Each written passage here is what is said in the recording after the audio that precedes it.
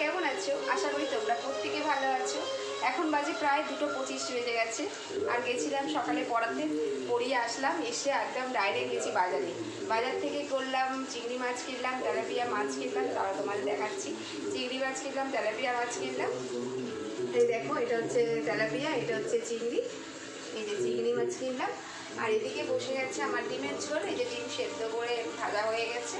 আর একটা রান্না করবো, সেটা হচ্ছে চিংড়ি মাছের দিয়ে একটা ভর্তা টাইপের করবো। আর ঘরে এখন কোনো কাজ নেই।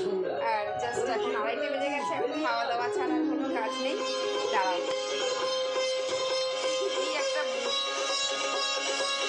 এই একটা বই দেখছি, বইটা হচ্ছে অসাধারণ হচ্ছে। বইটার নাম হচ্ছে অদ্ভুত পৃথিবী। দারুণ হচ্ছে বইটা, জানো তো। তো এই বইটা দেখতে দেখতে দুপুরের খাবার দাবারগুলো খেয়ে নিই। আর যাবো 4টের সময় আবার পড়াতে যাব। তো চলো, তোমাদের সাথে আবার পরে কথা বলবো।